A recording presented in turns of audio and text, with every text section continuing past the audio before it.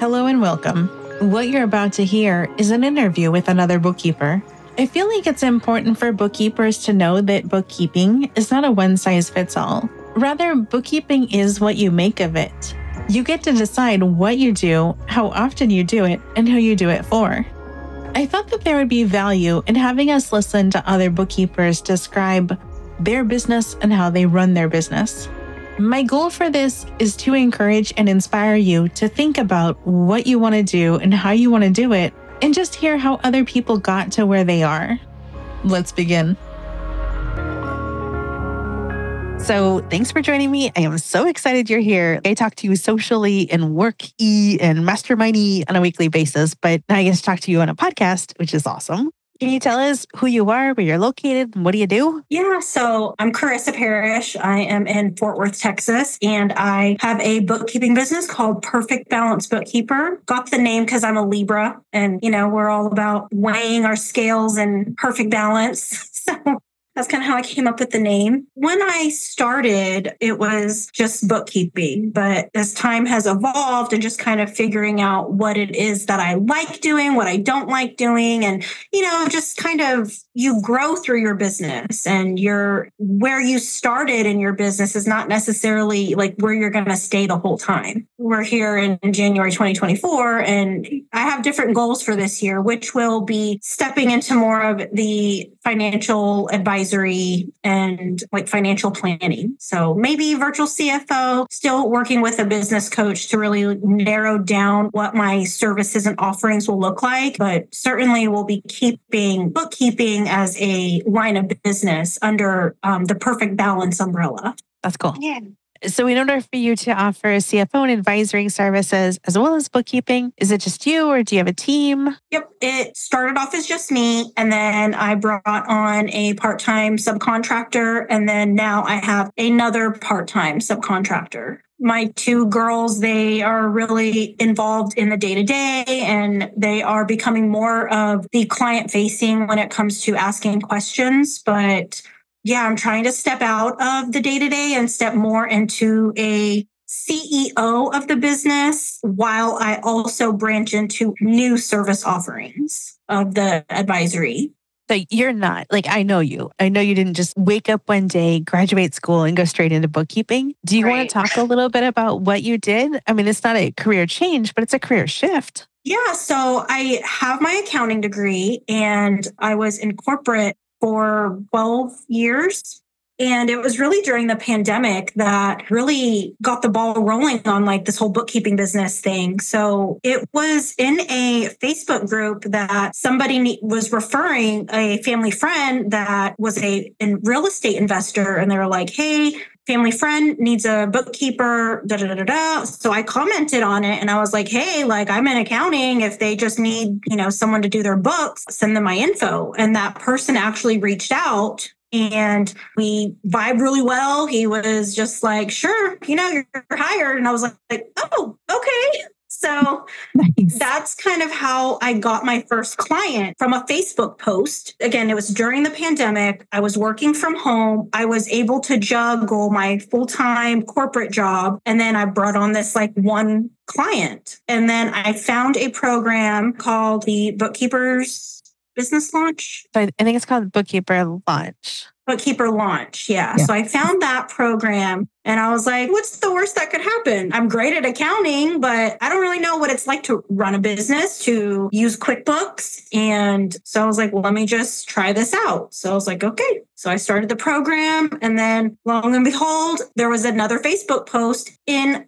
the Bookkeeper Launch Facebook group saying, hey, I have a referral. Okay, let me comment. And the client happened to be local to me. So they were looking for someone in the Fort Worth, Texas area. And so they referred me and the guy hired me. And I was like, wow, this is pretty cool. I'm working a full-time job and getting clients. So it really shifted my mind on, I'm an employee, and I've always had this mindset of trading hours for dollars and working in corporate. corporate, but I knew that working in corporate really wasn't what I enjoyed. I always worked with very uptight people from New York because of the industry that I was in accounting was dealing with investors. The people in New York were always the people that managed the client relationships. And then our office in Fort Worth, Texas was considered the back office accounting. But I really didn't like the uptight white collar feel. I really hated corporate. I hated asking for time off to go on vacation. It just wasn't me. And so as I started the Bookkeeper Business Lunch program, and then as I came pretty easily to get my first 2 clients, really inspired me to push harder. Okay, I'm going to take this seriously. So I started marketing. I was just like, okay, let me create an LLC. Let me create a Facebook page. Let me, kind of do all of these things that I can do for free without spending too much money on an investment, but really trying to shift into making this a true side hustle that I could eventually take full time. And so I want people to know that it can be done. It may not be as easy for everybody because in the communities that we're in online, we do see people struggling on marketing and finding that first client. Just be in there, be active, let people know. I mean, I posted on my personal Facebook page that I started my business, and I just posted a picture of my business card that looked so amateur that I made on vistaprint.com. But the amount of love and support that I just got from my family and friends, someone was like, oh, make this shareable. And my friends and family shared it. And I was just like, wow, this is pretty cool. I had such a positive experience starting my business. And as time grew, so again, I started in 2020 with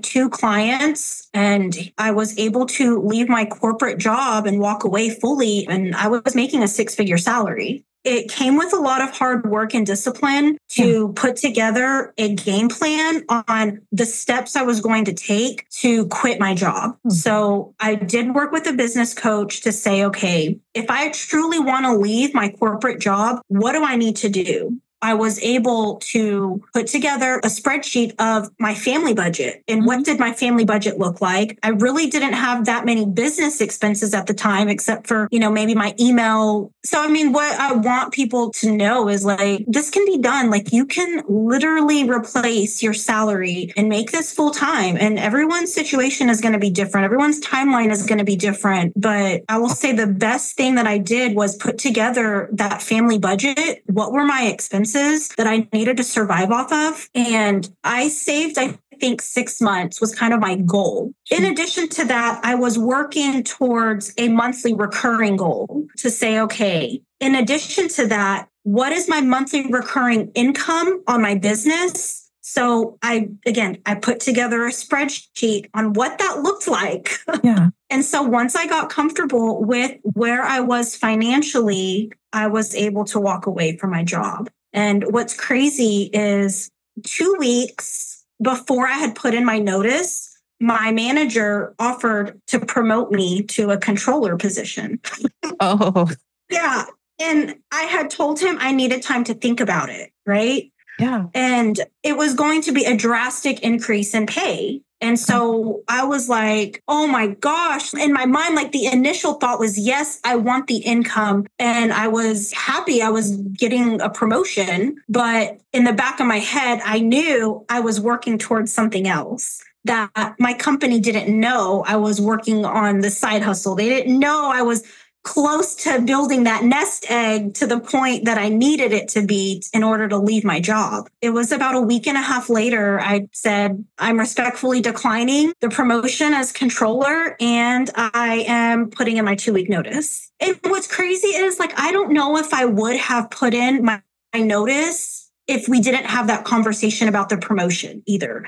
I think the fact that the pressure was on me to either accept or reject the promotion was there, that I was like, I just got to pull the plug because it was scary. I will say going from employee mindset to entrepreneur and not really having a stable fixed income is scary.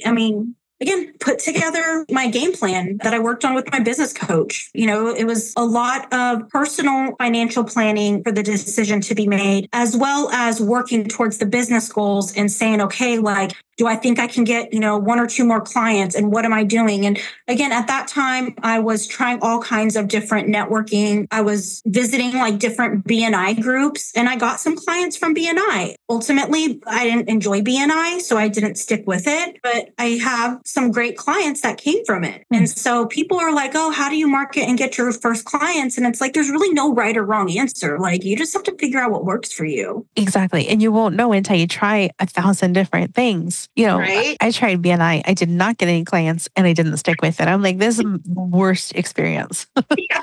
I'm like, it's not my jam. Oh, your first client came from Facebook, but like where? Was it just like friends and family or like a... It was a business Facebook group. What's kind of crazy though is when you don't think you're going to get like a lead from it, but sometimes you do. Again, you never know, especially when you are in those like big active groups, you never really know because like if you're not one of the first people to comment, you're going to be like, 50 comments down. Exactly. Yes. Yeah, you get to be so far down that nobody sees you and you're like, well, why bother? So I'm wondering, in order for you to leave the corporate job, you had to kind of do both things and you did both things for like 2 years. It's important for people to know that one, not an overnight success, and two, it's going to suck. Like it's going to take a lot of your time for you to do this. I'm assuming and imagining that it's nights and weekends and not a whole lot of free time. But in the end, like, are you glad you did it? Yeah, absolutely. When you are working a full-time job and trying to grow a business on the side with a goal to leave your 9 to 5, it does take discipline and it does take sacrifice. I know someone in your Facebook community had asked this very specific question. And, I think that person had a small child and it does look different. When you do have small children, your kids kind of dictate your schedule, especially when they're younger. Fortunately for me, my son is a teenager and so didn't really demand as much time and didn't, I'm like, go fend for yourself and find dinner, go make some ramen, like leave me alone, I'm working. My husband and kids, like they really didn't get to see me as much because I always had my head down in the office. I was always working. So for me, as I was juggling my full-time job, I would have client meetings either in the mornings before I would log on. So I would try to schedule like an 8 o'clock meeting with the client, and then I would log on to work at like 9 a.m. Or I would do client meetings on my lunch break between like 12 and 1. It kind of worked out because I'm in Texas. I'm, so central time zone. A lot of my West Coast clients that are 2 hours behind, we would be able to meet at like 4 p.m. their time, 6 p.m. my time. I did work a lot of evenings. Between both, I was working 70, 80 hours a week. I mean, between juggling a full-time 40-hour job and growing my business, working on client work, I had to fit it in where I could get it in. But I had my heart set on quitting my job. Is it worth it? Yes, absolutely.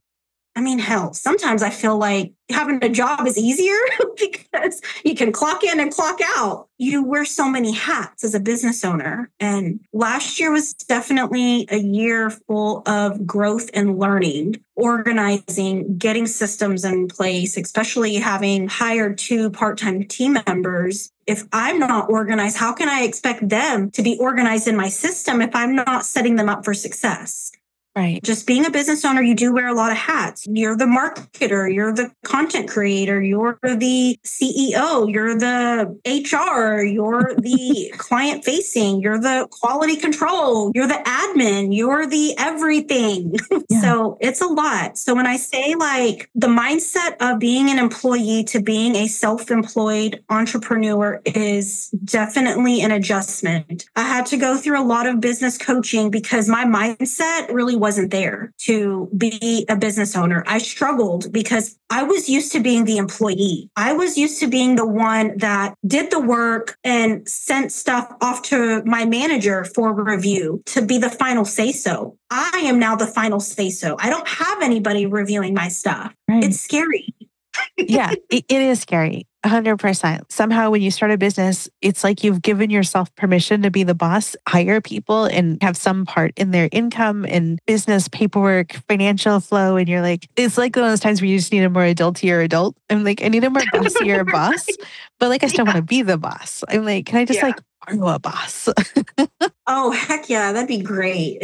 No, I mean, I get imposter syndrome. Like, can I really do this? Like, I can't tell you how many times I've questioned myself, I've doubted myself. And I guess that's just part of it. I've always been followed, I guess, like the American dream. I don't know. I mean, my family's immigrants. I was always taught to do good in school, go get a college degree, go get a great job and contribute to society. But as I've gotten older and realized I don't want to follow this like structured path. Like, I want to do what I want to do and work when I want to work and not like be tied to, having to request off only 2 weeks out of the year and someone else dictating when I can go on vacation. I realized I wanted more in life than that.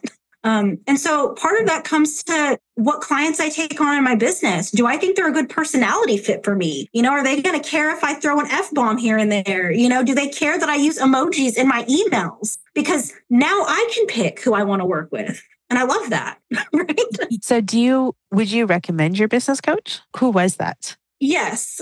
The business owner, her name is Jen Gaudet, and I want to say her website might be jengaudetcoaching.com. But her whole mission is to be the CEO of your business and life. So while she focuses on business, it also focuses on your mental health as a business owner. And are you balancing both your business and your life in the best way possible? And it was exactly what I needed because I was struggling to juggle a business and my personal life in general. But she has, I think, 2 or 3 coaches, and I got to meet with all of them. But I really enjoyed working most with Paula Cook. And Paula was she made such an impact on where I am today. She really helped me put together a plan, follow my plan, held me accountable without making me feel guilty if I maybe didn't maybe follow what some of my action items were. They have a program called CEO Monday. And basically we would meet every Monday morning at 8 a.m. It was a group coaching format. She would have various topics like maybe a lawyer, some like legal topics or mental health as business owners, setting boundaries, how to stay organized. But then I ended up working one-on-one with Paula, who again, really helped me on the one-on-one level to get to where I am. So definitely highly recommend if you are somebody that needs help being the CEO of your business and life and need some one-on-one coaching. She was awesome. We literally would sit there on Zoom, put together my spreadsheet and be like, okay, what's my mortgage? What's my car? What's my food budget? What's this? What do I need for a cushion for, entertainment or date night or whatever? This is what I need on a monthly basis to survive, at bare minimum. And then we work towards the goals. And then she also even helped me as I was getting overwhelmed, helped me decide what I needed to start delegating because again, I can do it all. Yes. But then, you and I have even talked. I'm like, oh, I want to be more like Rachel because she freaking delegates everything. Like you just make it seem so easy. You're just like, oh yeah, I don't stress about that. My VA does that for me. And I'm like, oh crap, I need to get my VA on board with all the things because I need to make my life easier. So that's definitely a goal for this year is to really just start delegating more so I can scale the bookkeeping business, but also step more into a CEO role and then step more into the advisory business. Because the next thing is I might need to bring in someone else that has the skill set for the strategic advisory stuff. So that's going to be exciting. We'll see what 2024 has to hold for me. I like it. I think it's very exciting. I love that you're looking at how to grow and how to make it work for you. And you don't have any unrealistic expectations that you're just going to outsource all your shit and go sit on the beach and it'll just magically work. I mean, another side note, I think I've probably mentioned this, in our one-on-one conversations is I want to travel more. And so I'm really trying to figure out what that advisory stuff is going to look like. Like, is that really the direction I want to go? Because I kind of feel like I contradict myself when I'm like, oh, I want to step more into a CEO role, but oh no, now I want to do advisory, which is like definite one-on-one personal relationship with the client to be their advisor. Like, then they need me. Then now I'm back in the day-to-day. They're hiring me as the advisor. So, but when I think of like, oh, my goals for 2024, I'm like, oh, I want to go to Australia. I want to go to Japan. I want to go to Peru. Like, I want to go to all these places. But like, as now that I have 2 team members, like, I'm like, okay, at the current like state of my business, they can certainly handle that. So I'm like, do I want to add another line of business? Because like, I kind of feel like I can travel more and they can handle it while I'm gone. It's true. Yeah, it's definitely true. To like wrap it up, I hope people are like inspired and motivated to do this because it's attainable. Like, you can do it. I mean, people are like struggle with like saying, oh, I can't find a client. I just want people to know, like, don't give up, keep at it, keep trying whatever networking it is, because your time will come. It's just going to take time. Just don't give up and don't like undervalue yourself. Bookkeeping, having a bookkeeping business is a lucrative business. You know, people will talk about AI and like, oh, how it's going to like impact us. No, it's not. Like, people still need that human element to be in there and do the work. So yeah, I just want people to know, like, people that are trying to quit their job, like, figure out what's best for you and your family, but you can do it. You can do it. Like, but I think it's just because like, I never really thought I could do it. And here I am, like, thriving. I mean, I still struggle. I still work a lot, but I mean, part of that's on me because I choose to overwhelm myself. But yeah, that's all I got. How'd you like that? That was great. Yay. Well, this has been super awesome. I'm so grateful that you agreed to come on. Yep. See you then. Okay. Bye.